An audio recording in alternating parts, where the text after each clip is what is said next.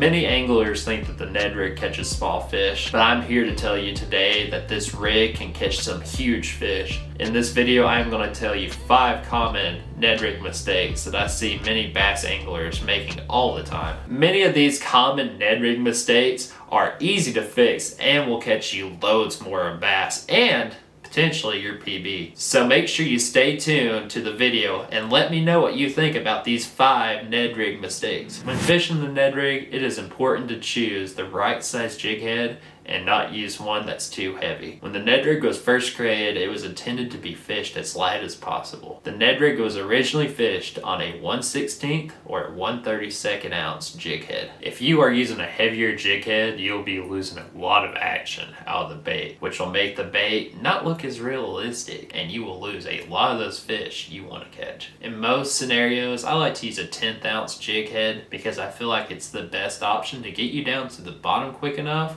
while also having a slow enough fall to entice the bass to bite. Many anglers make the common mistake of using too heavy of a jig head, and this severely affects how many bass you will catch. By using a lighter weight, you will be in the strike zone for longer, and this will make the Ned Rig look more realistic to the bass. I also like to use a 1/15 ounce jig head when I want the bait to fall even slower. However, a good rule of thumb is to use as light as a jig head as possible to get the most out of your bait and make it look as realistic as possible to the bass. Also, by using a lighter jig head, you will get hung up less compared to as using a heavier jig head. I see many anglers making the mistake of not fishing the Ned Rig on the right setup. Some anglers fish the Ned Rig on a bait caster. This is a big no-no, as this severely affects the capability of the lure. You should use a spinning rod with light line to fish the Ned Rig. Some anglers like to use braid with a fluorocarbon leader, while others like to use straight fluorocarbon. Personally, I like to use straight fluorocarbon, but I've thought about making the switch to using braid with a fluorocarbon leader. Braid is more sensitive compared to fluorocarbon, and you will be able to detect a bite a lot easier using braid compared to using just straight fluorocarbon. However, using braided line does have a disadvantage by being easier to fray compared to fluorocarbon, and whenever you break off the leader, you're going to have to tie that leader back on, which also means less time fishing. Let me know down below if you like to use straight fluorocarbon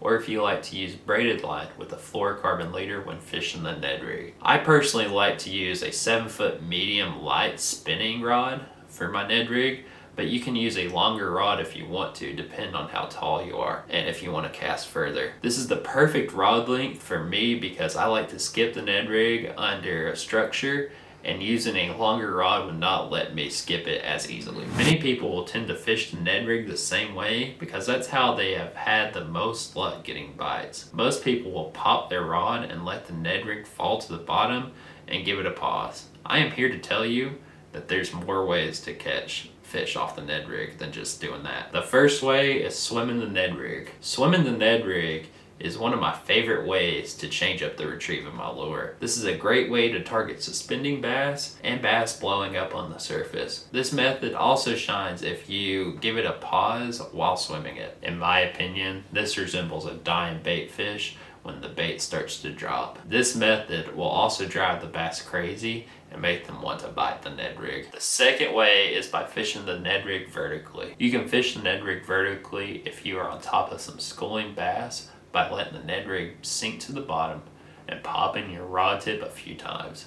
By repeating this can trigger a predatory response from the bass to feed. I have used this method before, especially if I find schooling bass up deep and want to stay on top of them. The third is what I like to call dead sticking. Dead sticking is when you let the Ned Rig sink to the bottom and simply doing nothing to the lure. This shines in heavy pressured water or in cold water conditions. I only really do this personally in cold water conditions when the bite gets tough. This also really shines if you target smallmouth bass in rivers. The current will carry the Ned Rig along the bottom, and the smallmouth, they just can't resist it. I see many anglers making the mistake of not fishing the Ned Rig with the ZMan elastic and using a cut-in-half Senko instead. This severely hurts the action of the Ned Rig because it will be laying on the bottom and creating not much action. However, if you use the ZMan elastics, your Ned Rig will stand up perfectly on the bottom, and every little twitch you make with your rod will make that bait just move back and forth. This gives so much more action with the Ned Rig compared to using just a regular cut in half Senko. I promise you that you will catch more fish doing this, and you will not have to spend as much on plastics if you were doing like the Senkos, because ZMan elastics are pretty cheap compared to some Gary Yamamoto's, that's for sure. The ZMan elastics are very durable and can withstand hundreds of fish catches before needing a new one, unless if you break them off. The ZMan elastics come in many different designs, and my personal favorites are the Finesse TRD, the TRD Cross, and the TRD Ticklers. These three have different sizes you could choose from, but 90% of the time I am using the Finesse TRD. I will use the 4-inch TRD whenever I want to try to target bigger bass, but most of the time I'm using the 2 3/4 inch Finesse TRD. My PB smallmouth and meanmouth both came off of the Finesse TRD. I promise you that if you make the switch to using ZMan elastics, you will get a lot more bites